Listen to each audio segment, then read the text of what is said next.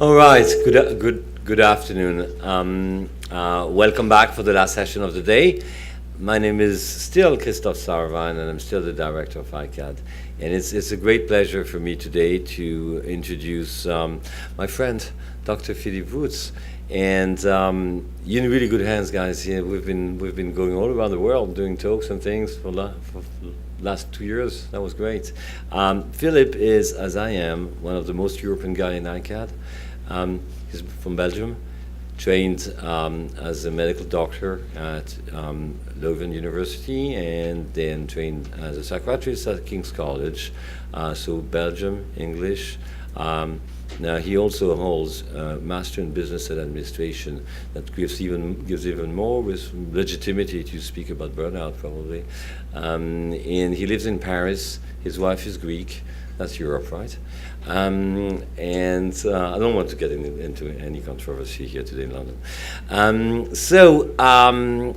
Phillippe, on top of that, since 2010, has been researching from academic and field perspective, and as a psychiatrist as well, on burnout. So he's probably one of the most avant-garde European psychiatrists being preoccupied with burnout, which is much more than a lay people terminology, even though we see it in the headlines very often. There's a lot to be said to conceptualize what it is. So this is why it was really important for us, and I think it's the first time at iCAAD over the last 5 years that we bring that topic to the attention. It ripples into addiction, depression. It's at the core of a nebula of mental disorders that comes across and together with burnout. So let's try to understand a bit better all that. The title is very appealing, Burnout Humanity, From Excess to Exhaustion. Yeah, I like that. And I think I'll leave it there. You're in good hands, guys. Thank you.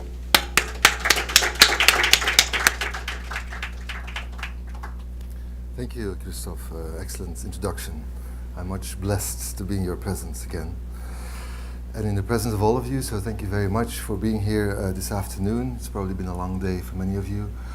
But I hope to inform you and excite you with this topic, burnout, which is, as Christophe rightfully said, often used in the lay terminology in the common press by lay people as well, and remains somewhat of a controversial topic, I believe, in the field of psychiatry and mental health care.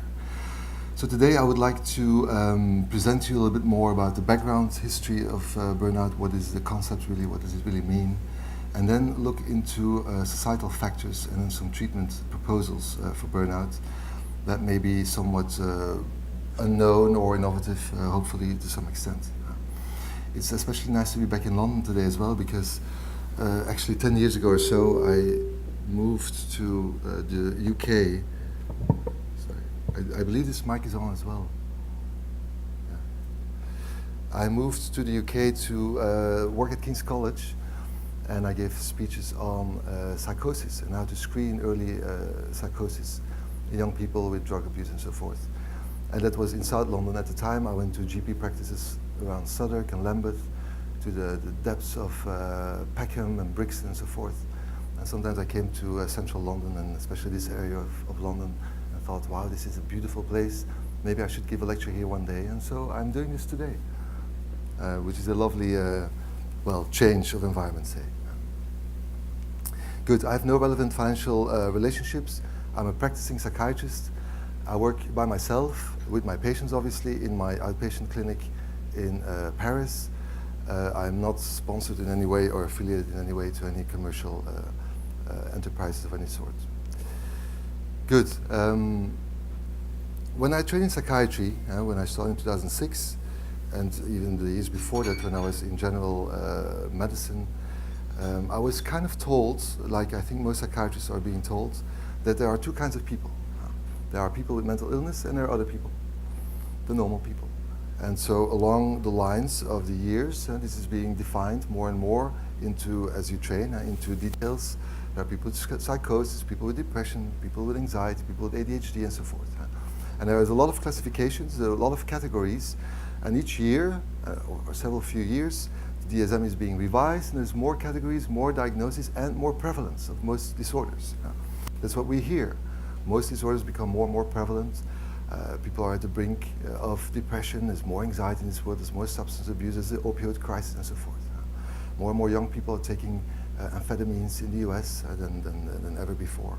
And so it's a bit of a gloomy picture. And so what it seems like is that mental illness becomes more prevalent and more diversified. And so the line shifts to the other direction. More and more normal people fall off the cliff, say, into the realm of mental illness. And that's what the DSM-5 tries to tell us. Now today I would like to look at things a little bit from an opposite perspective and suggest that maybe, to an extent, instead of looking at brain disorders and diagnoses and different kinds of diagnoses and pathophysiology of all sorts, maybe we should look at humanity as an entire, as a race, as a species, and look at the world in which we live today and see how that impacts the individual from a societal perspective and how that may be creating more and more illness as well. And I think in the field of substance abuse, particularly, that is important, seeing what's going on today in our world. And that's what I like to call burnout humanity. And if, yeah, it came. It's beautiful, isn't it? Good, let's start with a definition. So burnout is a state of vital exhaustion. That's what the ICD-10 says.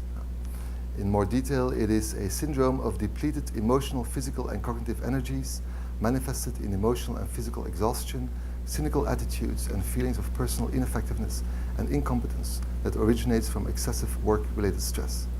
So you see there are three symptom dimensions, and there is a suggestion that it has to do with work and it has to do with stress. Now, I think for most people that would not be so surprising. That's a fairly common understanding probably of what burnout is today. But I would like to, so here this slide gives you a bit of an oversight as to what are the different parts of my talk, having finished this little introduction. So first of all, I'm going to talk a bit about the prevalence of burnout, to give you a few numbers of different kinds of populations. How common is burnout? Is it indeed increasing? And how bad is that? Then a historical perspective, just to paint a little bit of the historical picture, because burnout was not known. It's still somewhat controversial today in psychiatry, but 20, 30 years, barely anybody would have spoken about burnout. It was not a given diagnosis at all. I will talk a little bit about etiology and pathogenesis. What is the path into burnout? Because it's a long cascade of events and symptoms. And then I will talk about stress a little bit. Does stress cause burnout? Is there a simple correlation? What is the part of stress in that pathophysiology? This is all somewhat medical, say a typical maybe medical workshop would cover all of these topics for any disorder. But then I would like to speak about the information age, so the current society today. What is happening in our world today that we can call the information age, or the globalized world, or the digital age, and so forth. That makes that burnout has become so prevalent. And then finally, is it preventable? Is there something that we can do? I'm not looking too much into treatment because that would, I think, reach too far. But there are very good things to do as an individual and as a society to try and prevent, or at least decrease the numbers, the prevalence of burnout in our world. Good, so the first of 6 topics, the global phenomenon of burnout, top 15 causes of lost work time. This is a fairly well-known slide from Harvard Medical School 2006. This is interesting because it shows that if you look at the diagnosis underneath, that most reasons why people are off of work are actually mental health related. Sleep disorders, depression, fatigue, anxiety, other emotional, it says. So most of the people that are absent at work today are due to mental health disruptions. When you look at numbers that are presented once in a while in the common press, The Economist, for example, hot under the collar, the WHO estimates it costs US businesses $300 billion a year, dollars, in the UK. So that is absolutely marvelous in a way. Work is the #1 source of stress, according to the American Psychological Association. 1 in 4 workers is affected by the professional stress syndrome. 50 to 60% of absences from work are stress-related. 13.5 million working days are lost to stress-related absences in the UK each year. Stress-related absences cost $3.5 billion each year in Canada. Job stress costs the US employers more than $300 billion annually, and so forth and so forth. So this is a very common issue, stress at work, leads to burnout, also a range of issues, and it costs enormous amounts of money. There are direct costs. There's a loss of productivity, obviously. There is increased vacancies and training of new staff. There's a higher turnover as such, and there's workers' compensation costs. There are medical and insurance costs involved. And so these are direct costs to the individuals and to the employers, of course. And there are also indirect costs that run high. Instability of the workforce. There's reduced collective productivity, increased stress and burnout among remaining staff. And so the people that do remain at the office, of course, have to do more work because those who are already burned out or have left the office. And then there's decreased work commitment. The morale of the troops, say, at the office is going down when people start leaving. There's more and more vacancies, absences, and so forth. That's a simple breakdown of why this is costing so much to employers and society. Some numbers here on the prevalence of burnout, especially. Burnout has initially been especially studied in medical professions, nurses and social workers and so forth. That's a historical issue. And today, still, when we look at burnout prevalence rates among professionals, there's a lot of data on medical professionals. It is assumed that medical professionals especially are at risk for burnout. And so some numbers from all sorts of subspecialties in the US are here. Burnout rates in dermatology residencies, family medicine 27%, 65%, 63%, 63% neurology, and so forth and so forth. So it is very common here. Psychiatry 40%, Martin et al. By the way, all the references will be at the end of the slides, and I can give you handouts for those who are interested with all the data and all the books and the articles. This is a study done by the EFPT, the European Federation of Psychiatry Trainees, to which I belong, which is a beautiful, say, association of, if I may, European psychiatry trainees of about 28, 29 countries. They did a big survey around 2010, 2012, in which they looked into burnout prevalence in over 7,000 trainees. The response rate was only about 2,000, 2,500, I believe. But these are the numbers that show for different countries what the prevalences are of burnout. Percentages, Austria 35, 36, 36. So often if you look into these numbers, you see they often vary between 20, 25 at the lower range to up to 50 and sometimes even more. South Africa, for example, 60%. Just to show some numbers on this increasing prevalence. This is a big study done by Medscape in the US, more than 15,000 respondents they had in the US. Burnout, 42% of physicians in the US self-declared being burnout. And today this is a couple of months ago, actually a patient of mine sent me this paper, how millennials became the burnout generation. But there's even a burnout generation now. Millennials being people born between 81 and 96. And this paper is a beautiful illustration as to what the current life conditions are for young people and why they have become so burnout. One of these quotes, it says that I never thought the system was equitable. I knew it was winnable for only a small few. I just believed I could continue to optimize myself to become one of them. And that's a very typical statement of someone who is burnout or will become burnout. The idea is that we live in a society that is one big competition, and that the individual needs to race and chase and compete with all the other ones, and that the system can be won by the happy few, and all the other ones are the losers or the slackers who are left behind and don't make it, don't succeed. And I will go into more detail as to what that means really for the individual and on a societal level later in this talk.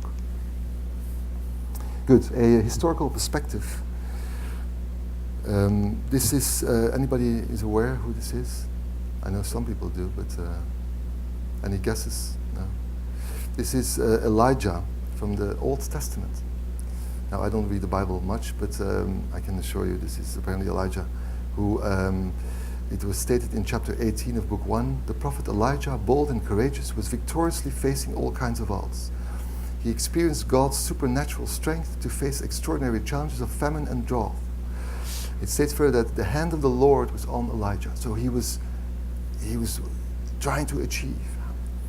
He was facing extraordinary challenges, but he was doing what he could for his people. But then in chapter 19, After Elijah faced misfortune and felt judged and due to fear of the crowds had to flee, he had become fearful, exhausted, depressed, and wanting to die. That's probably the first notion of anyone suffering from a typical symptomatology of burnout. A bit more recent, this is Greene, who wrote a book, A Burned Out Case, and this is about an architect who goes to a leper colony because he's basically sick of his work. This guy is called Query, and he's diagnosed in this leper colony as being the mental equivalent of someone who is burned out. Burnout being someone who has a far stage of leprosy. And it says, Query falls victim of a terrible attack of indifference. He no longer finds meaning in art or pleasure in life. In the professional literature, this is Herbert Berger, who was an addiction specialist in New York City in the 70s. And he was a very diligent, hardworking doctor who gave everything to his patients, worked 18 hours and more per day, it states, and he and his staff became a victim of burnout. He wrote a paper on the topic, which is here published in Social Issues, I think in '74, indeed. And he was the first to actually captivate the essence of the symptomatology of burnout in a more scientific or medical sense, stating that burnout is a state of mental and physical exhaustion caused by one's professional life, so simply put. More importantly, he defined 12 stages of burnout, and these are still often used, and they're very useful because they show that there is a cascade through time that can last for years and years, through which people go step by step and find themselves increasingly trapped into the burnout pathology. The compulsion to prove oneself is often the first issue. So people are faced with needs at work. They need to compete, they need to prove themselves, they need to show to their clients, their patients, whomever, that they can deliver good work and deliver good service. So there's a compulsion to prove oneself. And that leads to working harder, then to neglecting one's own needs, sleeping less, not looking after their own needs, in all sorts, family needs and so forth. Displacement of conflicts, they become somewhat avoidant, they start to withdraw, revision of values, work becomes the only right thing to do. There is so much to do, there is so much need, so much demand. How could I be possibly doing something else? There's a denial of emerging problems, a lack of sleep, maybe some substance use that goes too far, maybe some irritability, and so forth, that leads to conflict with other people, family members, and so forth. There's withdrawal, there is all behavioral changes, then depersonalization, so this here it becomes very much a psychological issue. There are feelings of inner emptiness, depression, and then burnout.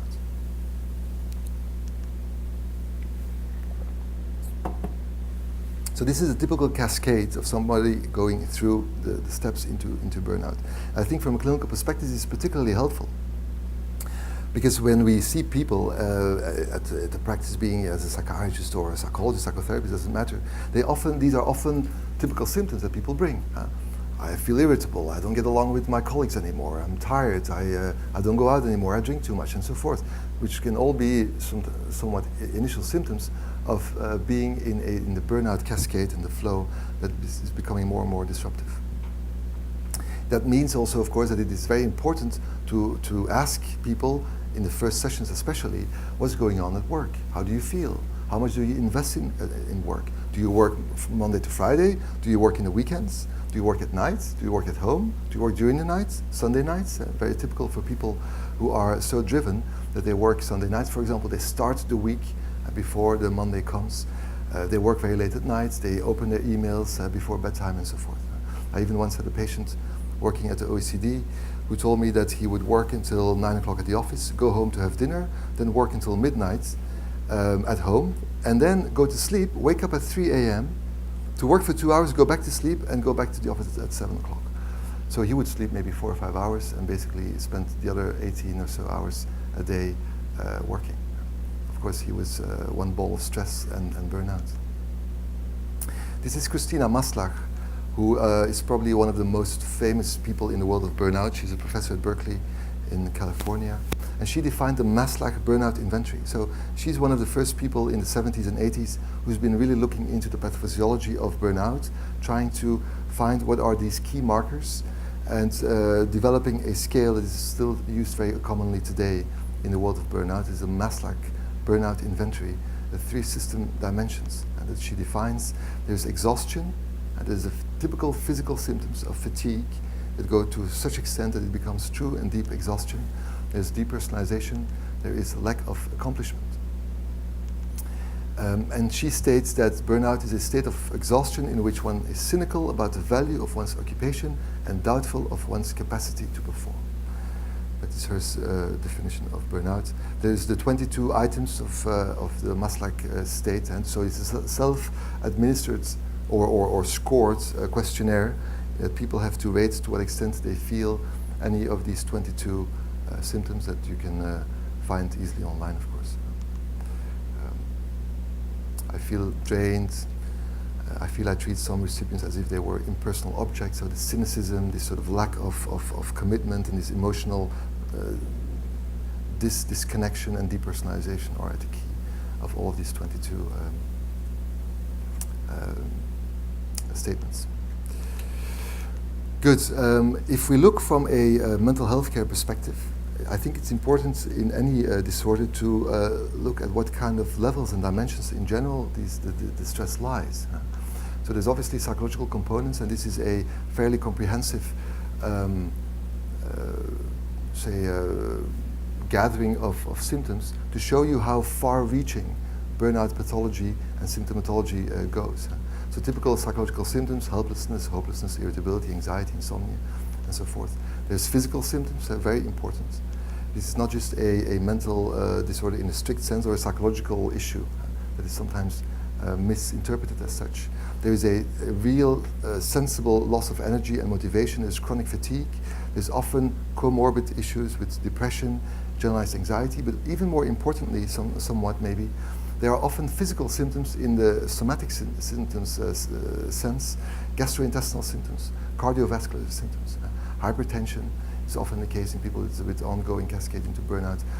They often have irritable bowel, or sort of chronic diarrhea and these kind of things, reflux and sort of dyspepsia, these kind of symptoms.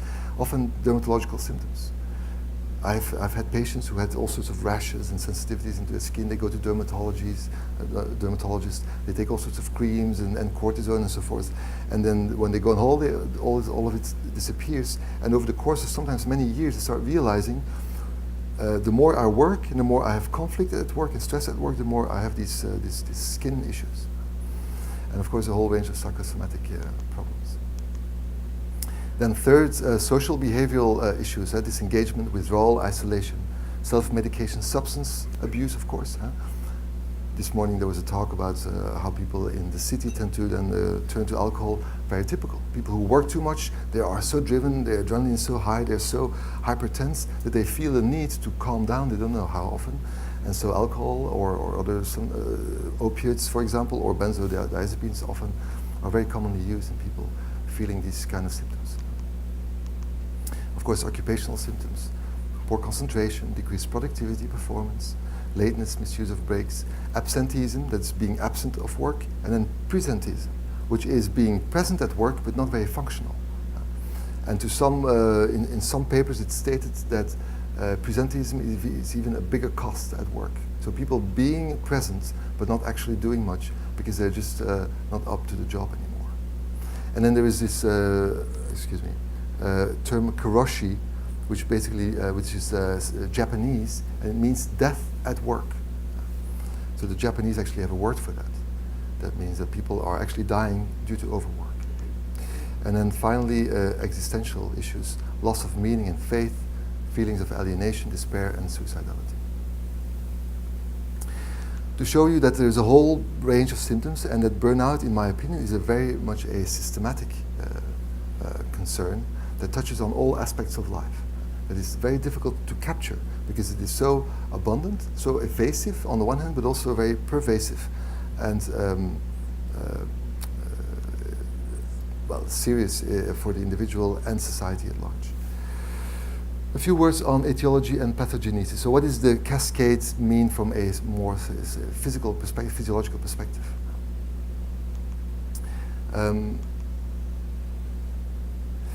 I'm going to present to you this. This is going to come back a few times because I would like to present this as a interplay of disposition, situation, and then a few more factors that somehow capture well the complexity of the issue of burnout. So at the core lies a personality that is maybe somewhat more prone, and then there are environmental factors. The typical burnouts people are self-burners, as they are called, that are people who are investing too much into work. They're the typical workaholics. Work means everything. And secondly, there are the wear-outs, the victims of circumstances, the passive burnouts. Those are the people who feel such demand from their work that they don't want to invest as much, but they feel cornered and somehow start overexerting themselves, which leads to the burnout cascade. These are typical personality traits. If you look into detail, you'll see that it's fairly commonsensical, say, perfectionist people, highly driven people, people with a strong ambition, people who require recognition, people who are obsessive, anxious in nature, tend to have a higher tendency to develop burnout. And then the work environment, typical features for a place that is prone to having their employees work out, high demands obviously, time pressure, lack of autonomy, lack of freedom, few opportunities to participate, hierarchy problems, communication problems, the typical symptoms of an unhealthy work environment. A few more administrative constraints, lack of clarity about roles, poor teamwork, and so forth and so forth. A company that we all know well, the biggest, most valued company in the world today, I believe, Amazon, is a typical place where burnout is raging and ramping. And this is a beautiful paper written by a former, with a lot of quotes, former employees at Amazon. And it states in the article, the rhythm of the work is relentless. Every stage of the process has been optimized, cutting no slack, sparing zero downtime. There is no respite to claim between decisions or transitions, because the job is one-dimensional and singular. You pack. Data is absolutely central to this efficiency. Amazon gathers information on virtually everything its workers do, from their pack rates to downtime, then pits workers against each other on the basis of these metrics. The company is always looking for ways to gather more information. So, in fact, what it states is that Jeff Bezos, the founder and CEO of Amazon, actually wanted to call Amazon relentless. That was his vision all from the beginning. To optimize the stream between, of course, the consumer ordering something online to the consumer receiving his package at home. And there's no single issue at the work in this flow of events uncovered, leading to optimal optimization, optimal use of time and resources, but of course at the same time pushing enormous pressure, putting enormous pressure on the employees who have to perform in such an environment. When there's a good book by Jeff Pfeffer, who's a professor at Stanford, and he captures very well in his work what are the typical other symptoms of a work environment that are typical more today in the modern economy, the gig economy, for example.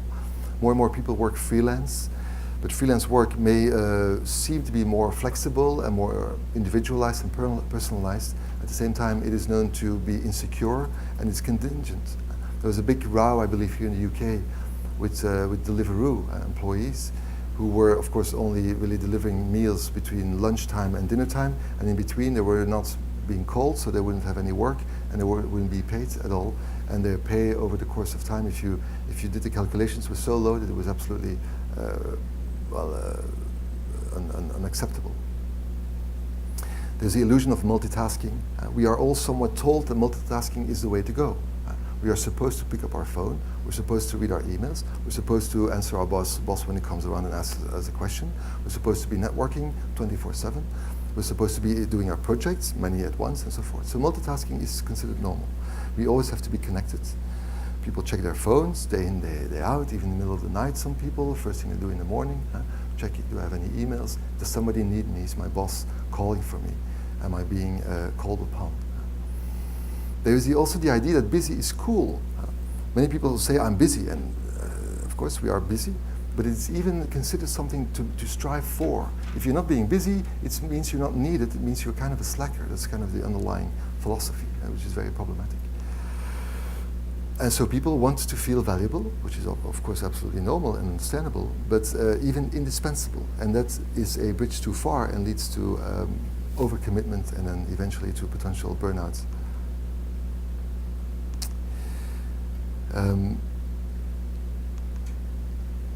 Factors that induce burnout in psychiatrists, just a few typical things that are specific for this population of psychiatrists in the hospital. Violence and suicide, limited resources, crowded inpatient wards, changing culture, high workload, obviously, poorly defined roles of consultants, and so forth. Yeah, this is the book I was referring to by Jeffrey Pfeffer. For anyone who wants to really understand what's happening in the workplace environments today and the numbers behind that, he's done excellent research that shows that. Stating that workplace stress is largely ignored by employers, governments and business schools, notwithstanding an enormous epidemiological literature on the effects of workplace conditions on physical and mental health. And so he connects the workplace and stress. And I think this is the next thing that, or concept I would like to talk about.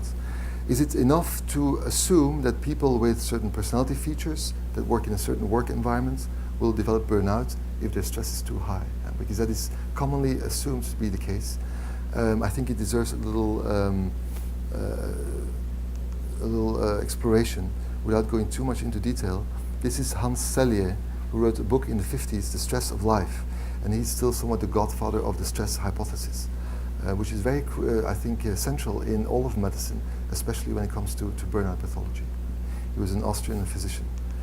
And yeah, he's called the father of stress research. And so what he defined was the general adaptation syndrome. And it basically goes like this. He says, at the starting point, there is some sort of homeostasis. The organism is at rest in balance. And then there's a stressor that occurs. And initially there's an alarm stage. It is a response. And as that response adjusts the physiology of the organism, there is a resistance stage. So the person in this particular situation is going to create some kind of defense. And that's a good thing because it means that the person is adjusting. He's getting strong, he's becoming more resilient. And that's often what the gurus in stress and management consulting and so forth talk about. It's about maximizing resilience, which is not a bad thing as such, but it is a bit too short-sighted. The problem is that if the stressor continues to exist and the person needs to continuously adjust, at some point it will lead to stage 3, which is exhaustion. Any organism can face some form of stress to some extent for some time, but then the resilience will break and the symptoms will arise. The key, of course, is to allow the system to adjust, but then take the stressor away so the organism can recover and recuperate and learn from the experience, rather than going through and forward with the facing of the stressor, leading then to exhaustion.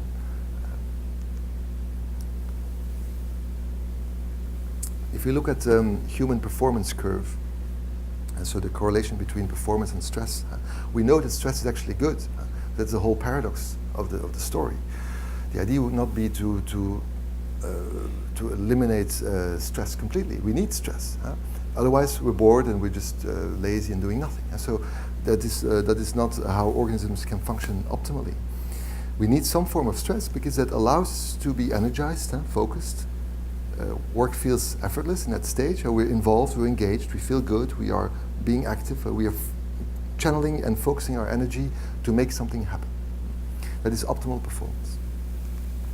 But if the stress continues and becomes too chronic or too high, then it leads to symptoms: fatigue, exhaustion, ill health, and breakdown. So that's, you see the beautiful correlation, between how much stress we can handle, how much we can adjust and should adjust, how much we need to function well, but with a caveat of, okay, but make sure you understand your limits, don't go too far, because then it will become pathological and potentially harmful. a simple drawing of the nervous system. I wouldn't want to go into too much, but I think it's important just to have the following notion. So stress exists in a physiological level. All doctors and people who study some form of medical studies of any kind will be familiar with this.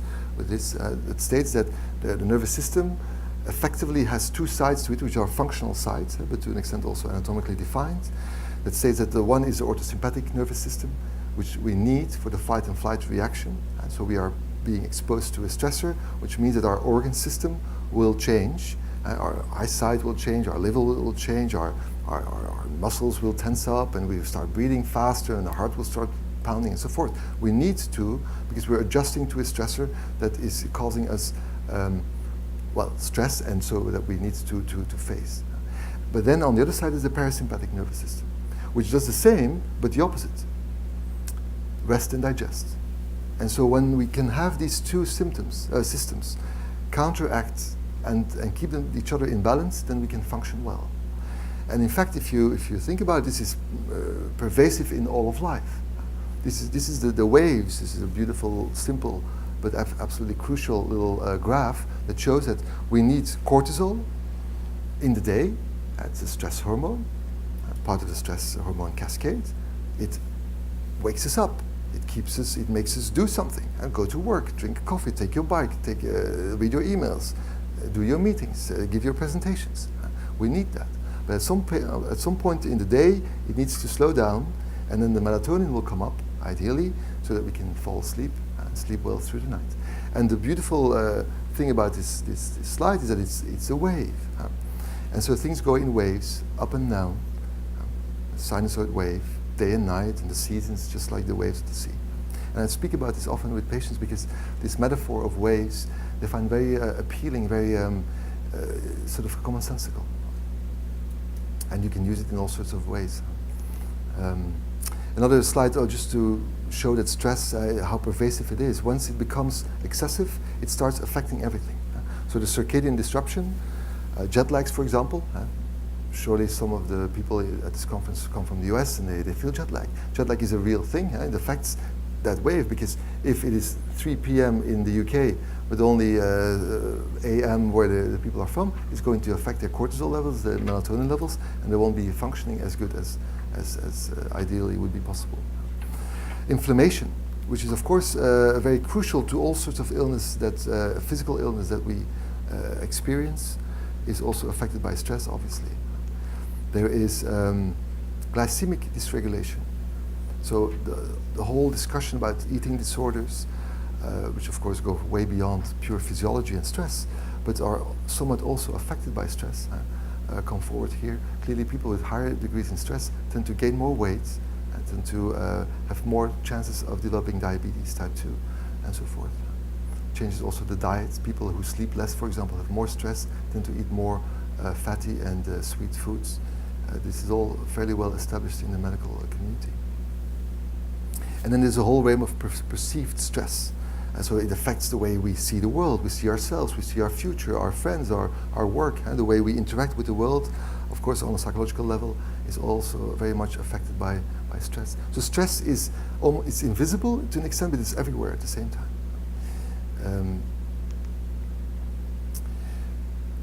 And that's why I think the pathophysiology and the etiology of burnout is so difficult and so somewhat elusive. In medicine, doctors like to understand exactly which organ system and which contributing factors and which cascades, also even on an enzymatic level, are being responsible for the symptoms and for the disease, or which genetic markers, for example, are responsible. So there's a tendency to look very narrowly into specific factors that are contributing and causing illness. But the problem with burnout is that you have to do exactly the opposite. You have to somewhat step back and look at the entire, life situation of a patient, both the current, the psychological, the physical symptoms, the occupational reality, and then the existential, spiritual space in life where the patient is. And it's, of course, a very complex and comprehensive approach it requires. So So simply put, when we use this little slide, disposition, environment, and then stress, the idea would be the following. There is healthy stress, there is excessive stress, there's accumulated stress, then chronic stress, and then burnout. That would be somewhat simple and easy understandable. But I think it still does not really capture how far-reaching burnout really is. And what Christina Maslach says herself, who is the researcher I showed from Berkeley, is that other than the 3 typical symptom dimensions and the definition on a psychological level, burnout is the index of the dislocation between what people are and what they have to do. It represents an erosion in value, dignity, spirit, and will, an erosion of the human soul. It is a malady that spreads gradually and continuously over time, putting people into a downward spiral from which it's hard to recover. I think this is published in one of her books somewhat later on, and I think it captures very well that it is an existential issue at the same time. If we talk about values and the human soul, we're looking into more than the typical symptoms that would more easily define a diagnosis. Good. Let's look at the current world we live in a bit more detail, because I find that it is absolutely crucial to try and understand why burnout today is so much more prevalent than it used to be, and why actually the diagnosis barely didn't exist any years ago. There's a lot to be said, and of course here I go a bit beyond the typical realm of a talk given by a psychiatrist. And I don't pretend to be a philosopher or sociologist, but I feel that there is a few things I would like to confront you with, and some conceptual models maybe to look into. So we're looking in disposition, situation, stress, and then the system. And the system being the world we live in all its complexity and all its aspects.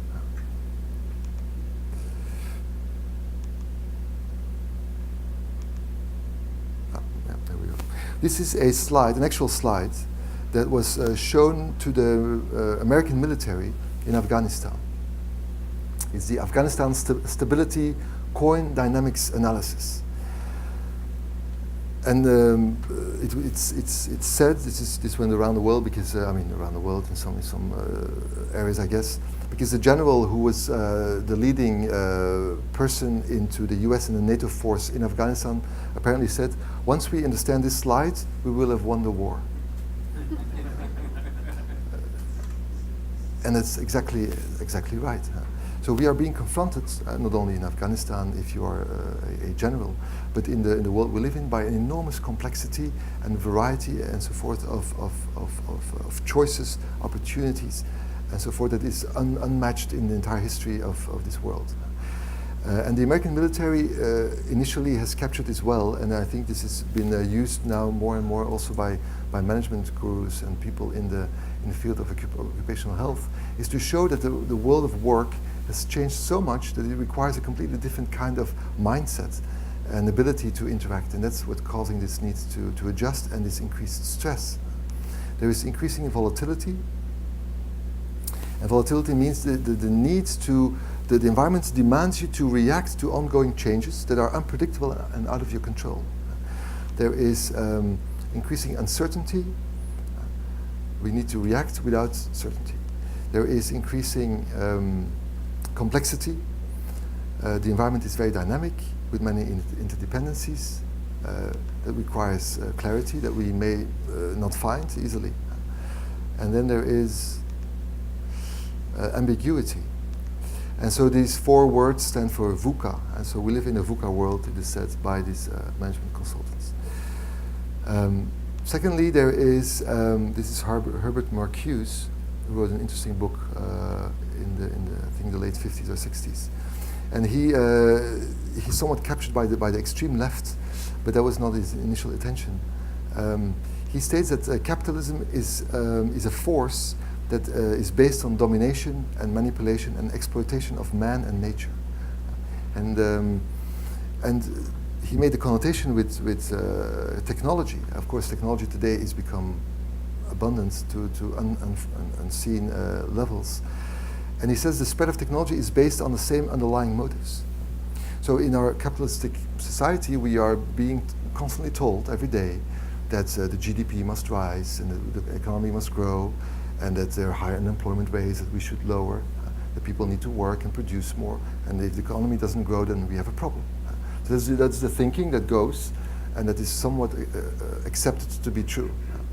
But at the same time, it may lead to underlying force that may be causing a whole range of unwelcome side effects. I'm only questioning these things here. I'm not taking parts. But he says also that technology is built somewhat on the same kind of narrative. And if we think about it, it's kind of easy to see that came true. Because obviously in the 50s, 60s, there were no smartphones. But today, I think most of us have to admit, and people actually do, that we have become slaves to our smartphone. This was published in The Economist, which is anything but far left. And it says that not long ago, only doctors were on call, but now everybody is.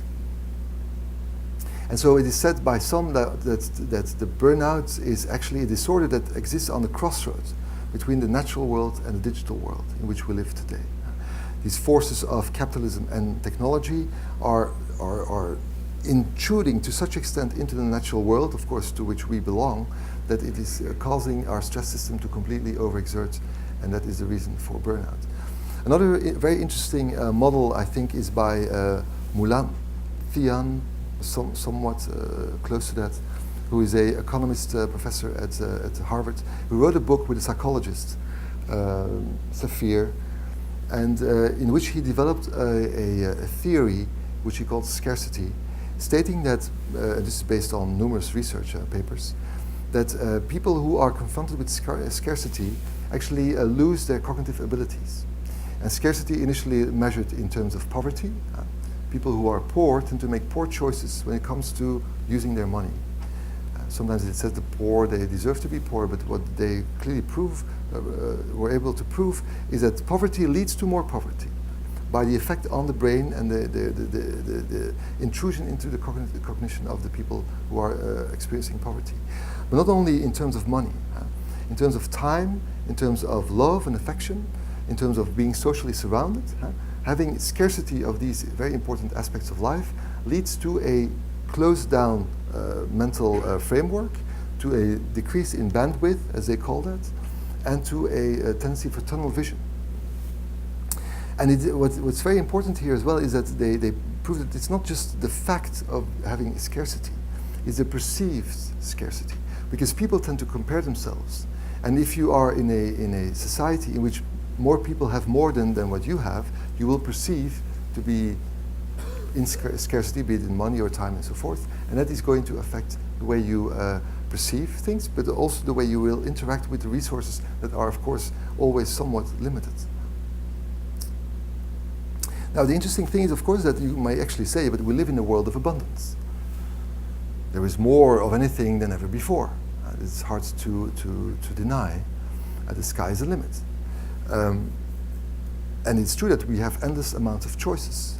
There's endless amounts of opportunities. But at the same time, that is paradoxical, because that means that we have to choose. And choosing is losing.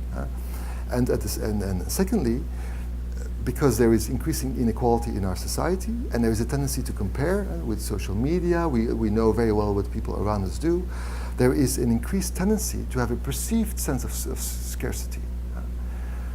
There is abundance out there, but I personally perceive other people seem to have abundant time and so forth. Look what this guy is doing and this person is doing, and look how successful my colleague is and so forth. I perceive scarcity. I am tired. I only have 24 hours a day.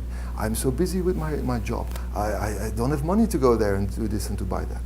And that is actually what so many people of us in our society are experiencing, that it leads to that tunnel vision, that lack of bandwidth, that then, of course, leads to, I need to do more. I need to get more money. I need to get more time. I need to do more things. I need to get a better career. I need to make more, succeed better. And that is, of course, the paradox of modern man. That creates stress, more and more stress, that perceived lack of resources, that then pushes one to look for more, but that is then, of course, self-defeating in that sense. So that's, I think, a very interesting perspective on burnout. A fifth side remark into why burnout may be more prevalent today is the issue of meritocracy.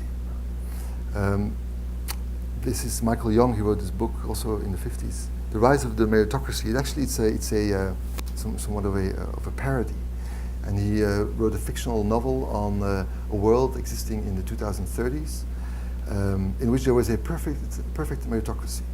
And we kind of assume, people in the Western world, that the meritocracy is actually good. Huh? Sometimes you see politicians even say that we need to make the world more meritocratic. They say it's too unequal. As such, it's not wrong, but if you push that too far, it may also lead to unforeseen negative consequences. Because the idea goes as follows. He says a meritocratic society is a society in which people get what they deserve. And there's this belief, if we create a perfect society and then everybody is somehow at the same level at the start, then we can honestly compete, and then the best will succeed and the other ones will not. And that is precisely the problem, because of course, if the best succeed, then all those who do not succeed consider themselves failures. And because it is based on meritocracy, the idea goes that it is my success that I have generated, but also it is my failure which I have generated. So if I am a failure, it's my fault. I'm guilty. That is then the immediate, somewhat underlying implicit belief, and that is very problematic. Because of course it generates a feeling of guilt and self-insufficiency. That I am unhappy, or that I don't have money, or that I can't do this, or that I've lost this, and so forth, is all my fault. I could have done better. By the way, I don't want to go too much into the realms of religion or politics maybe, but somehow if you look at traditional Western Christianity beliefs, the underlying idea is also to an extent that we are responsible for our actions, that we need to take, that we are sinners if we do things wrong, and that it is our responsibility to make up for our sins and of course prevent ourselves from doing the wrong thing. But that also puts a whole lot of emphasis on the individual choice and the individual success. I am responsible for my actions, so I need to do the right thing, otherwise I'm a sinner and I will be guilty. Of course, that is not a bad belief as such, but the problem is that all of this together means that the individual wakes up in this world today with an enormous amount of pressure. I need to succeed, and I am responsible for all what I do in this extremely vast, complex world that I live in, and if I fail, it will be my own mistake. So what does the individual do? I will work harder. I will strive more. I will make sure I succeed. I will never stop. And that's exactly what drives people into burnout. And this is Byung-Chul Han, who is a philosopher in Berlin, who wrote a very interesting book, The Burnout Society, which really looks into the philosophical core of what burnout society is. And he talks about the achievement subject. And he says that we all intrinsically look for a meaningful way of living life. And nowadays, in the current society that we live in, it means that we need to succeed. In order to be meaningful, we have to succeed. And people see themselves as their own project. And the ultimate example, for example, is the Instagram influencers. There are now people in this world, which are absolutely crazy if you would have somehow told somebody 10 years ago, who have glorified themselves in such a way that they post pictures on Instagram, they get more and more followers and more likes, and that becomes their identity and their sort of economic reality and their income. And some people drive that to such success that they become multi-millionaires. And it is of course perceived, especially by the young, as, look, these people have made it. Look how amazing they are. They have all these followers and all this success and all these millions, and then they travel the world in private jets, and that's apparently the way to go. And of course these people think, I have succeeded, look at me, I'm amazing. And all the followers think, oh my God, look at this amazing person who's again flying around the world to some exotic paradise, while I am sick in bed, tired of my work, as a sales representative for a, I don't know, chain of chocolate cookies or something. And that's a very painful comparison and awakening, say. And so he says in his book, the achievement subject literally competes with himself and exploits himself until he burns out. A last remark from this sort of realm of what's going on in the information age. This is David Graeber from Yale University, and he wrote a book which is called Bullshit Jobs. It was based actually on a column that he wrote several years ago, in which he's sort of proposed a fairly controversial theory, stating that most people, or many people, actually do have a bullshit job and actually agree to having a bullshit job. And he wrote a nice kind of funny little column about it, and he had an enormous reaction, basically of many people saying, I fully agree, I have a bullshit job, just like you described. And so, he said, I need to look into this in a bit more detail. And he did research, and he found that a staggering 37% of the people that he had investigated admitted to having a bullshit job. And a bullshit job is the following. It's a form of paid employment that is so completely pointless, unnecessary, or pernicious that even the employee cannot justify its existence, even though, as part of the condition of employment, the employee feels obliged to pretend that this is not the case. So they don't say out loud, I have a bullshit job, because that is not allowed according to their contract. But they do admit in this research that their job is bullshit. And actually, the strange thing is that there seems to be a correlation between how much money you make, to some extent, and how much bullshit there is in your job. So people who work in services, for example, or who work with other people, like nurses or teachers and so forth, they don't say themselves they have a bullshit job. Of course, these are people often are fairly poorly paid. And somehow, the higher you go in the hierarchy of the typical capitalist environment, the more people tend to admit they do have a bullshit job. So the people that he found in his research admitting are corporate lawyers, for example, people who tend to be high in the food chain, in the hierarchy in the food chain, tend to more likely be admitting that they have a bullshit job. Now, if you think about it, so what's going on, seemingly, simply put, is the following. So young people in this world are being told from school days onwards, you have to work hard. So you get a good degree, you're in the best of your class, you outperform your peers, so you can get into a good college, and then you get a good degree, and then you do another degree, and then you get a better job, so that you have a better position, so you get more money and a better career. Then you work very hard, so that you have a better position, even more money. And so you walk up the ladder. At the same time, it seems that becomes a definition of who oneself is. It is, I find meaning through my work. But actually, people who then walk up the ladder, at some point start realizing, hold on, I'm extremely tired. I'm so exhausted. I can't sleep. I'm online all the time. I'm always working. But actually, I have to admit, when somebody asks me, is your job meaningful? It is not. It's a bullshit job. And that is an extremely painful awakening, obviously.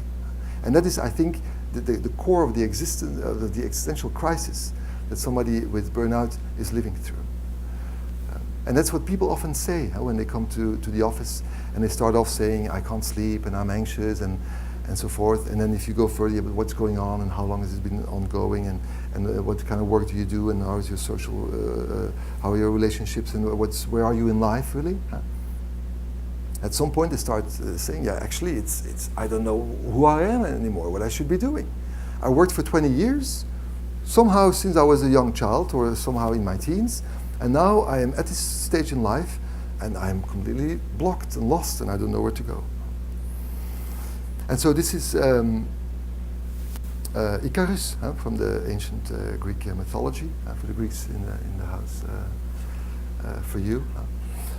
Of course, he was known to be, he was somewhat idle, and or overly ambitious, say, and he made wings with wax and honey or something from feathers, because he wanted to fly high.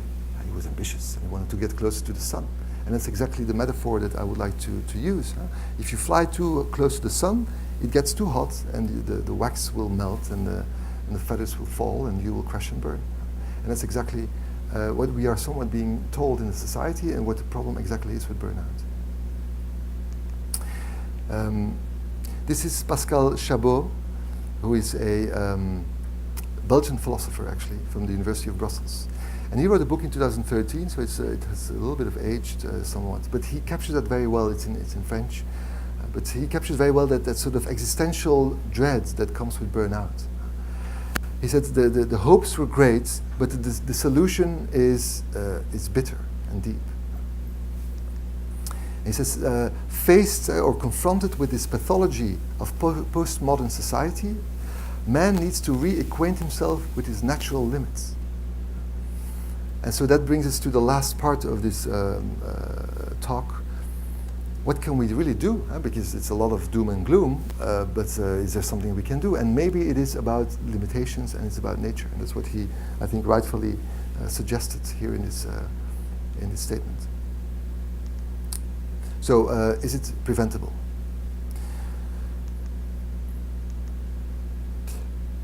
I'm going to present a few very simple, but I think very important suggestions that will hopefully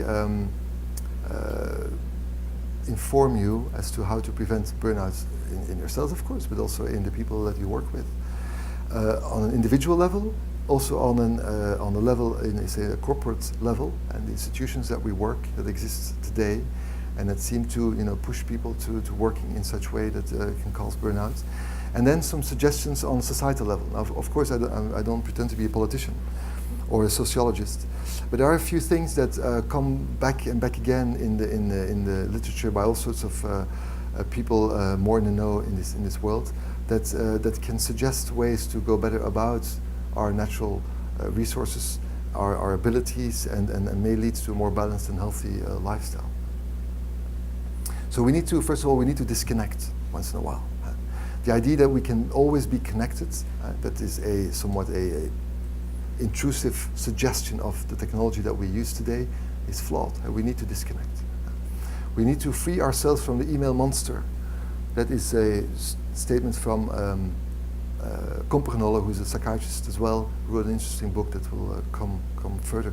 He wrote a whole chapter on how we are misusing email. Most of us use email the following way. We just check our email. Whenever we think, oh, maybe somebody sent me an email, I check my email. Some of us do it even worse, and they wait for notifications to come. And of course, because everybody's seeing everyone and every mail list in the world has your email address, we are constantly being notified that there's an email in our mailbox, and most of these emails are completely useless. He states that, according to his research, at least 80% of our emails are completely useless. And in some corporations, in some places, there is, as I said, a tendency to CC, and it's probably way higher than 80%. But the problem is that because the email is there, we want to know about it. And so we go look, and we are captivated by it, and we feel the need to do something. Because once somebody sends you an email, you somehow feel called upon. Somebody needs an answer. I need to do something. And of course, that is going to cause us to get out of our flow, and it's going to cause us to be distracted, and cause us stress because, oh my God, I need to answer this demand. We should not try to multitask. Some people think they can multitask, but according to most researchers, multitasking is actually an illusion. There's no real thing like multitasking. Maybe computers can multitask, but human beings cannot multitask in that we cannot consciously do two things at a time. We can only really focus on one thing. We can do two things at a time if the second or the third and the fourth thing and so forth are automated tasks that are being taken over by our lower brain. We can, for example, drive a car and have a conversation. But everybody will know that when you drive a car and the traffic gets very busy, you can't really focus on the conversation anymore. No, because you're driving. So that's a good example. We cannot multitask. We should not try to multitask. We can serial task. And so what people that think are multitasking are actually doing, they are doing serial tasks very briefly. They focus 10 seconds on one thing, then they answer the phone, then they read their email, then they go back to their project, then they go back to their literature, then they go back to email, they go back to their phone. And so the day goes by, it creates all of that, creates a lot of distraction, a lot of stress, and nothing is being done. The productivity is very low due to the issue of multitasking. By the way, there are now CEOs, for example, who, or managers in general, or just sound-minded people who block time. And that's what he suggests, Companol, in his book. You need to block time. This is when I email, and this is when I stay off of email. This is when I do phone calls, and this is when I don't do phone calls. This is when I have a meeting, this is when I don't have a meeting. And so it sounds very simple, but it's actually very difficult to actually apply it. And so we need to apply structure and use breaks. So, for example, the idea that I'm in meetings, and then in between meetings I'll quickly check my email, that's not effective either. Because the brain can only concentrate for so long. We need to apply it, use it, focus on the task at hand, and then once we get tired, we should walk away, go for a walk, have a coffee break, have a chat, look at the sky, look at a tree. And we need to turn off notifications. Because notifications, if you think about it, are basically a very intrusive little pieces of information that capture your attention. And because your attention can only go in one place at a time, it's kind of lost. And many notifications, as we just said, are, for example, emails that have no real content, are going to disrupt our flow. So don't let your phone or your email box tell you what to do and when. That is the takeaway here. That's the book, so Brain Chains, for anyone interested. It's a bit tedious in a sense. It's also very useful in that it has a lot of practical advice. And this is my office. I'm very proud of it because it's new. Well, it's old, but it's new. But I wanted to show you this because when I sit in my chair on the left there, in the blue chair, and my patient sits on the big sofa, sits and not lies, I sit there, and when people tell me why they're so distracted and when they're burnt out and so forth, and we have this conversation, I often tell them, look what I'm doing right now. And I tell them, I'm sitting here with you, I'm having this conversation with you. I'm not I don't have a phone, my phone is always off. My computer is on the other side of the office. My door is closed, there's no radio, there's no TV, there's no internet, there is nothing. There's just me and you, I tell my patients. And they say, yeah, that's indeed remarkable. And I tell them, look, imagine the following. Imagine I do, as you just said. I'm sitting here with you, but I'm also checking my Facebook, checking my Instagram, answering the phone call, having a chat with my colleague walking around, coming to say hi, thinking of my weekends to come and my dinner plans. I would be an absolutely lousy doctor. You would never come back, most probably. And so people assuming that they can do their project, which may be, of course, a conversation with someone, but be it writing a paper or doing a study or whatever it may be, assuming that they can be multitasking is absolutely flawed. A few more pointers. Engage in meaningful work. It's bad enough to be burned out if you have meaningful work. That if you have no meaningful work, it's even worse. So at least make sure your work feels meaningful. Temper your expectations. Sometimes I tell my patients, you should never do more than 80%. And I find it a bit remarkable because everybody says you have to do your best. But if you do your best, then there's no reserve. And if something goes wrong, then you get, then all your resources are being used. And so you don't know how to adjust. And so the stress will go up enormously. That's a lesson from the book from Scarcity. You should always allow slack, he said. You should always make sure you have a little reserve. That means, for example, if you're a doctor, make sure you don't overbook your agenda, because then you will always run late. It will cause stress. Your patients will be in the waiting room waiting, getting annoyed, and you will get the tunnel vision. Quickly treat someone. Make sure I find the right solution, send them out, because the next one is waiting. And that leads to stress and potentially burnout over the course of time. Apply the 3 times 8 rule. Is something I sometimes suggest as well. It basically means it's simple. People don't know how to use their time. I say it's simple. You divide 24 by 3, you have 8 hours. You have 8 hours to sleep, 8 hours to work, and 8 hours for everything else. Very simple. So you shouldn't work more than 8 hours, and you should not sleep less than 8. And then you still have 8 hours to do whatever you like. Reconnect with your creative side. We're not meant to be working all the time. Of course, some jobs are particularly demanding in terms of rationality. Everybody who does research, statistics, accounting, and works with numbers, He's of course very focused on procedures and rationality and so forth, but we are human beings. We need to be in touch with our creative side. We need to read a book once in a while, or make a drawing, or go to the movies. Because many people burn out, have forgotten about this side of life, and they're too obsessed with making sure they advance in their career. And so embrace slack, as I said before. Slack is not a bad thing. You know, young people, I see quite a lot of students from, because I work with NYU and AUP, who have campuses in Paris. And the worst, it always strikes me, it seems that the worst insults today for young people are loser and a slacker. If you're a slacker, that's terrible. You could be doing so much. And these American students from these universities, they're always away. Every weekend, they go traveling. They go to Rome, they go to Lisbon, they go to Madrid every weekend. And then they come and they're exhausted. They say, well, why do you're in Paris for 3 months. Why do you go to all these other cities? Yeah, but I can't miss out, they say. What am I going to do? Just sit at home? At home, yeah, you're a student, you're in Paris, not so bad. You're already far away from home. But yeah, but I'll be a slacker. How can I miss out?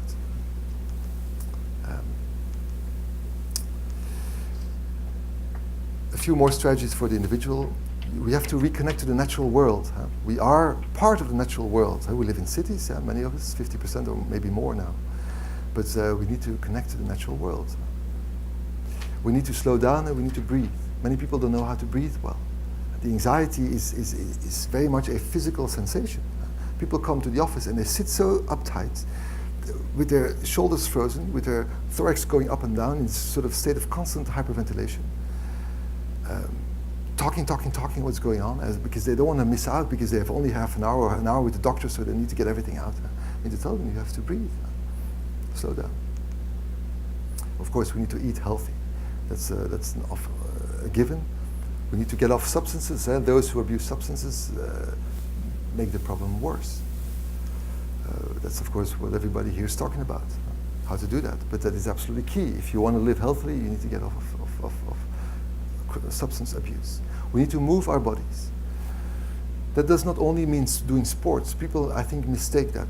They think they should be doing sports. Ideally, of course, young people should do some sports, some exercise, get their heart rate up. But we need to move our body in all sorts of ways. We need to walk around. We need to stretch our backs. We need to dance once in a while. We need to have sex. We need to do a whole lot of things with our bodies and not just be stuck in our minds all the time, with our phones and our computers and our TVs and our Excel sheets. We are physical beings. We need to look after our bodies and move it. And we need to sleep more. Most people sleep too little. It's another pandemic that we could talk an hour and a half about easily. People sleep too little. Most people need a minimum of 8 hours sleep. Many people say, but I try to sleep 8 hours, I get 7, so it's pretty good. But that, for most people, means it's 1 hour of sleep debts accumulating every single night. And then I also tell people, you have to consider your sleep efficiency. You don't sleep from the minute you lie in bed till the minute you jump out of bed. So if you reserve 8 hours of sleep, you're actually probably only sleeping 7 hours and 20 minutes.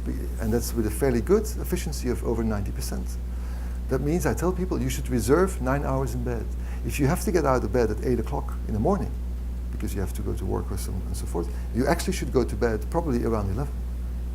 And it is very hard to hear for most people, because they say, no, I don't have time to sleep so much. I'm so busy. I'm checking my email until 2 o'clock in the morning.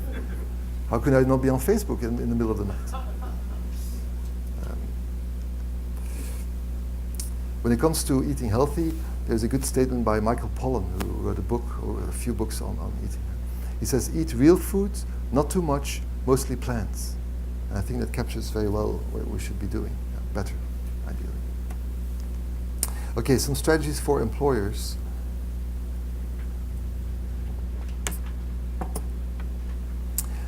This is based on proven evidence from several sources that look into what's going on in the world of work and how occupational health can be improved. We need to increase job control and autonomy at work. That is a constant that comes back time and again. Pfeffer, the professor from Stanford, states the following: jobs that provide individuals more autonomy and control serve to increase their motivation, their job satisfaction and performance, and also make individuals healthier and live longer. So there's a whole lot to gain by giving people more job control and autonomy. So don't make your employers into slaves. That works very poorly. So give them more flexibility. That does not mean give them an iPhone so they can check their emails on Saturday afternoon. But some people are more effective in the mornings. Some people like to work more in the evenings. Some people like a big lunch break and have a little nap. Some people like to go home at 5 because they have kids. Allow a little bit more flexibility so people can find their most optimal self at the work space. Avoid micromanaging, which is obvious. Don't over-control your employees. Let them do their own way, their own thing, their own way. Empower people. Encourage more interesting and impactful work. These are all based on good scientific evidence. And secondly, improve social support at work. Encourage going offline. Offer health insurance. There's a whole chapter in this book about how companies that try to nibble on these kind of extra costs, such as health insurance, actually end up spending way more money on employee health care. So that is not the right way forward. Employers basically should be looking after their employees. That is actually a cost-saving initiative. Decrease layoffs. If people are being laid off, then you have to recruit new people. And people in the beginning, and that is of course a time-consuming effort for the HR department and for some other people, and they need to be trained. And as long as vacancies are open, then there is too much stress on the people that are still there. And so it creates a whole bunch of ineffective and negative consequences. Decrease family-work conflicts. So people who who work too much are getting in conflict at home. They they don't feel well there, and then they will bring their problems to the work front. That is an obvious reality. Avoid organizational chaos. Improve transparency. Build a community and engage employees. These are all, I think, commonsensical suggestions for the workplace. And then societal proposals. As I said, I don't want to be overly political, but this is really policy. There are things that are happening in our world that are out of our control, but of course some things we could manage better. And it's about the choices we make as a society, in each country, in each election, but even beyond that as a species, because we're all human beings here on this one planet, and so we got to find ways somewhat together to find solutions for all these pandemics that are happening. I think this is maybe somewhat controversial, but the obsession with growth and efficiency and productivity is somewhat harmful. We've created so much well-being, potential well-being, so much wealth in this world, that if we were to use it more effectively, surely more people would be happier and better off than is the case today. So having this obsession with we need to make sure we grow may be somewhat of the wrong focus. And it may be wiser to start looking a little bit more into sustainability. For example, the idea that the GDP needs to grow and so forth, there's now voices who say we should be looking in global happiness products, and we should have a global health product as well. Instead of looking only, okay, how much is our economy growing, maybe we should be measuring the well-being of our society in ways, and that is not so stupid, I'd say. So maybe we should move away from our consumption-obsessed economic model. The idea that we should spend more, buy more, and use more, and then toss it away and buy more stuff all the time, all the plastics that end up in the ocean and so forth, show that this is not the right way forward. We should be maybe using things more wisely, recycle things, maybe buy less things, and be more wise as to how we consume. Another controversial topic is the universal basic income. Research shows that, and this is actually from a psychological perspective very understandable, if people are given in certain societies at least where there's enough reserve, and they exist in the Western world for sure, if people are given a basic income, it decreases their sense of their perception of scarcity. I need to pay the bills, let me do a job which I don't like, which is meaningless and which drives me nuts, because otherwise I can't pay the bills, because I need to consume. And that sort of logic, if we can take away that need for people to absolutely have a job even though it makes no sense to them, by giving them a little bit of financial security, that it will just cover them at least in the basics, it will create a whole amount of time and creative space for the individual to actually do something more meaningful and create something, do some kind of work that may actually lead somewhere further than just having some kind of dead-end job. And that is somewhat well proven today by several researchers. The idea, by the way, that people become lazy and would just sit at home with their money is actually flawed. Most people also, that's another issue, people sometimes assume that people with unemployment are just lazy, but that's not true. And most people with unemployment are actually suffering. And I see that in patients who are changing their careers, they can't do it anymore, they're being resigned and so forth. Most people that are unemployed are deeply suffering. Even though they have all the time in the world, they are constantly stressed because they don't have work and they don't have income, they have no security.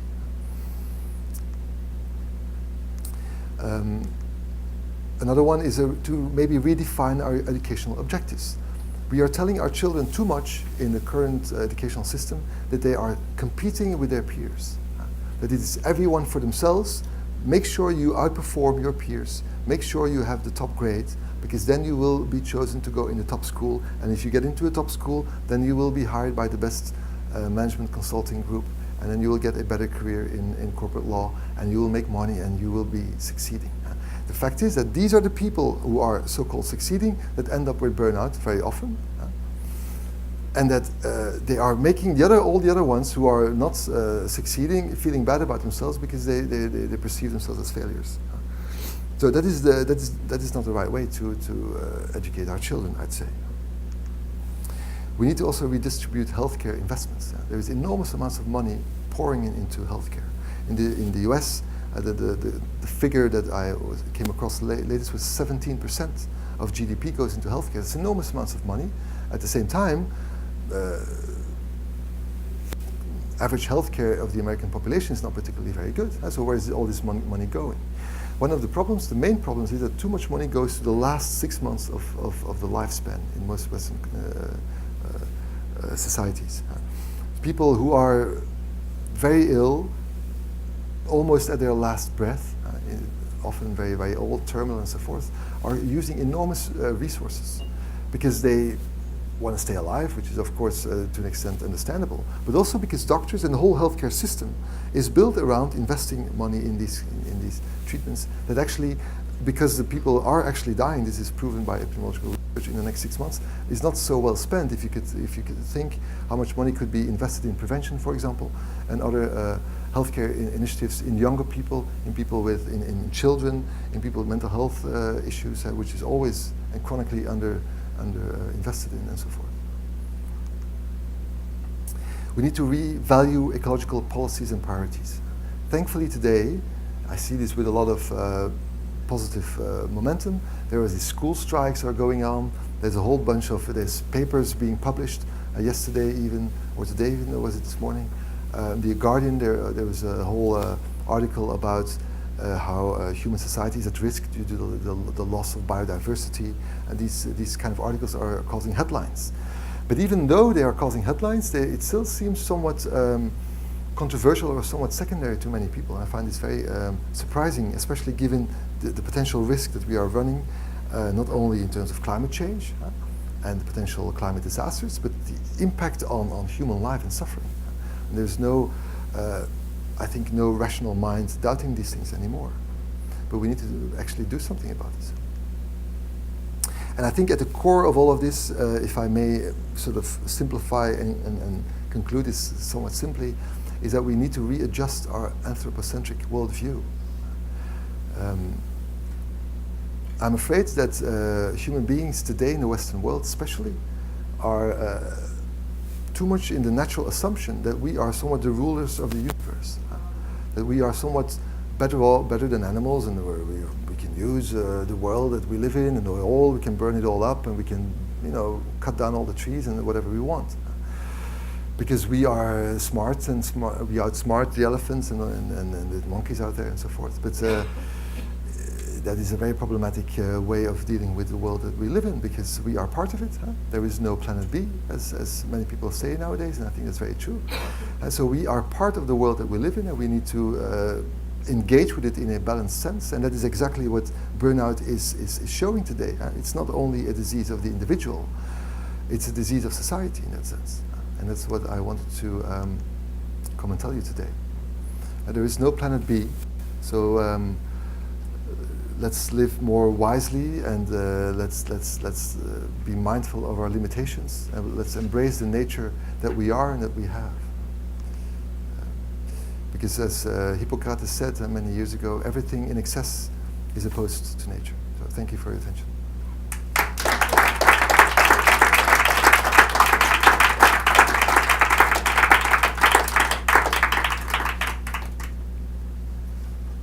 Questions?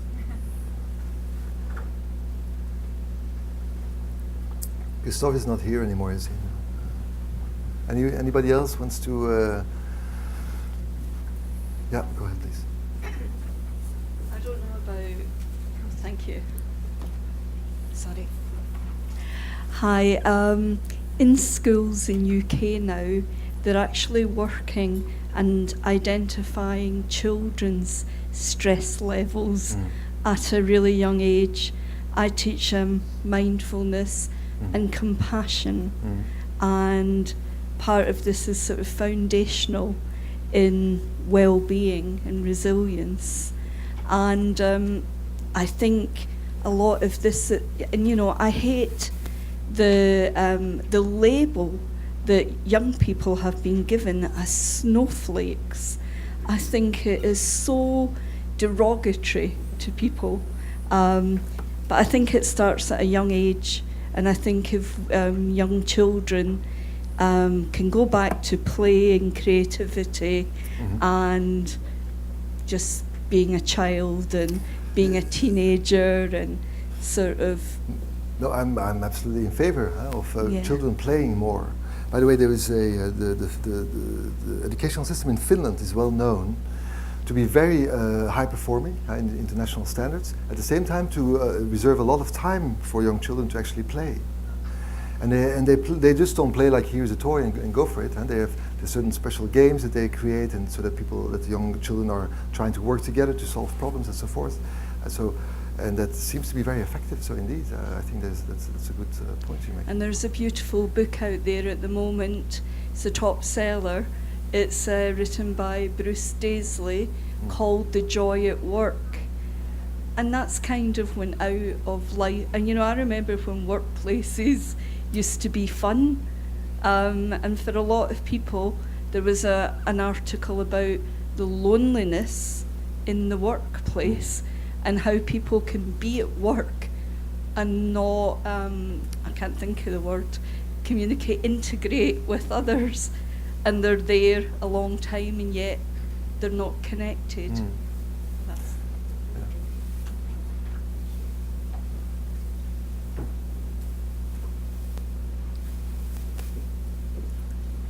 Sorry? Hi. I had a question about, I guess, what follows burnout. From what it seems, a lot of people who have a really high and stressful job, and I don't know if this is what you see, oftentimes they would say, but I don't have a choice. I need to check my emails at 2 a.m. and then wake up at 5 and so on. And it seems like burnout is kind of, we're waiting for the burnout to happen, which will be the impetus for that person to make a change, actually. Because I don't know for how long a person can stay in the state of burnout, for how long they can keep on functioning and keeping their job. So first they will be saying, I don't have a choice, I have to work this much, then finally burnout will happen, then they will quit their jobs, and then they will go into some healing procedure. Yeah, it's a good point. Often this is something that happens time and again. People come to my office, they bring their symptoms and so forth. I tell them, I'm afraid that you are suffering from burnout or very far on the cascade into burnout, and I think you should take some time off. And often that is because they have serious mental health issues. They can't sleep anymore. Some people are suicidal. They just want to leave it all and so forth, or they abusing substances to such level that they are no longer, that they are a risk to themselves. And the problem often, though, they say is, yeah, but I can't take off of work because I'm too busy. So then, often in the beginning, I used to be fairly firm and tell them, look, you have to do this for your health care. This is my responsibility to tell you. You have to take time off. But what am I going to do? Okay, that's the second question that we need to answer. I've become a little bit more lenient because I realize that for people it's sometimes so difficult to hear and understand that they need to take time off and that they need to take a step back and then confront themselves with whatever I've been doing for so long. How can I change the way I interact with work, but also on a deeper level, the way I live my life, that it is a lot to handle in the first session or in the first few sessions. So what I do often now is I say, look, I suggest why don't we consider some time off work, do these and these and these things for now. Let's meet next week or 2 or 3 weeks from now. And then often what happens is that people walk out of the office and a day or two later they say, doctor, I think you were right. Can I come back soon, or can you write me off this week, or can we meet next week so we can set something in motion? Then of course the second question is, what do I do with this time off? Because for workaholics it's very hard not to work. It's extremely difficult. And that requires of course a different kind of conversation. In the beginning, people find it sometimes very difficult to understand. I often tell them, do basic things. Don't sit at home, do nothing, because then they will just eat their own fingers. Do basic things. Get grounded first. Go shopping, cook, sleep a bit more. Go for a walk, read a book. That alone is sometimes more than enough. And then you can start talking about doing more physical exercise, doing some yoga, getting involved into mindfulness. Meditation is a very important, a very strong and effective suggestion. The problem is that people often say, but that's not for me. I can't even do it 10 seconds. Find me something else to cure me. But what I tell people is, if it is for those people who find it so difficult, that it can be so potentially so useful. But it's important not to overload people, because this is a very difficult message sometimes to hear. And so to start with small bits and pieces. Why don't you try and sleep a bit more? Why don't you take a week off? We're not talking about 5 months. Why you don't have to change your career all of a sudden. Take it easy, step by step. And then sometimes you feel that people start understanding things. Read a book. There's some very good suggestions out there on mindfulness, for example. The introduction mindfulness by Kabat-Zinn, wherever you go, there you are, for example, is a very good book for people to start with very simple exercises, just 2 or 3 minutes of simple meditation can be very helpful as a starting point.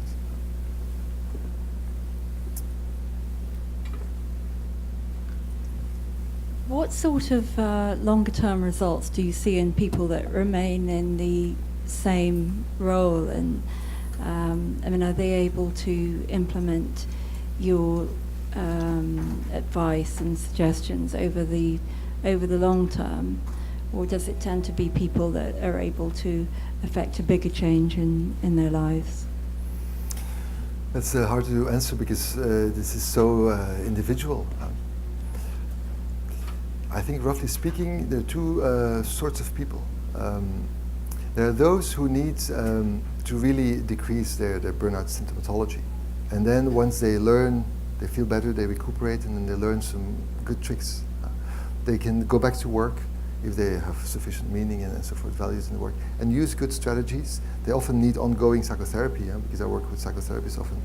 And sometimes they need coaches of all sorts to implement these things, or they need to change department and so forth. But they can continue. And that often needs a few weeks or months to get back on track, but then they can continue. And some people go deeper, and they start realizing that the life that they have been living is no longer what they want to do. And then the question becomes not, should I take off of work? And then the second, how long off work, and what do I do with this time? But what am I going to do really with my time to come? And often people in burnout, they're only in their late 30s or 40s. So they have a long career ahead, and they are formed in ways, and they have degrees in certain aspects, and they want to change. They don't know what to what. And it is sometimes a very difficult question to answer, because you have to go into the history, their motivations, their values, their objectives in life, and of course their family situations and their skill sets and so forth. It's a very complex discussion, and that often people feel they need a lot of guidance in, and they need a very invested psychotherapist very often, and sometimes even a team of professionals.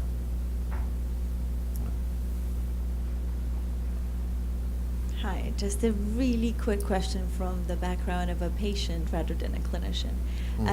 So I was just wondering, because work performance is so closely tied with self-worth and self-love, from my point of view as a millennial, for example, are there any actionable points that you would recommend to recalibrate that relationship with self-worth outside of religious or spiritual or philosophical ideology that one could undertake immediately?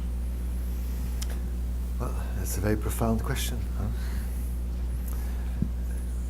I think the job of a clinician is to help a person guide to find that self-worth wherever that is to be found. So the individual case requires an individual exploration, and people need to look within, and they need the guidance of a professional at that stage in life when they are burned out. Where the self-worth is lying, that depends on each individual. It's important as a clinician not to force people too much to say what they should be doing or not doing. So these remarks, especially at the end of my talk, of course, are to an extent my personal opinion. And sometimes you want to provoke patients a little bit because that's how they learn sometimes. But some other patients you have to be very careful because they just want to hear what the doctor says and then just implement. But that doesn't work when it comes to their existential objectives and their self-worth, indeed, as you said, because that's very key. How can I find a way to meaningfully go about this life that has been given to me? Because that is the confrontation. I am living a life that is meaningless and it burns me out. I feel exhausted from it. This fatigue, this anxiety, this existential dread is extremely intense. And so what do? It's a very, very big question. But the thing is that patients rarely bring that to the core front at a very initial stage. They don't come to the office, they say, "Doctor, I have too little self-worth." I mean, that happens maybe, but that's often not the case because people are somewhat informed from a medicalized perspective. And they know when they go see a doctor, and that's how they end up with me, of course, I can't sleep. Or I'm anxious. Or I want to quit my job, but I'm so fearful as to what I'm going to do. That happens, of course, especially when they know that they go see someone who is specialized in burnout.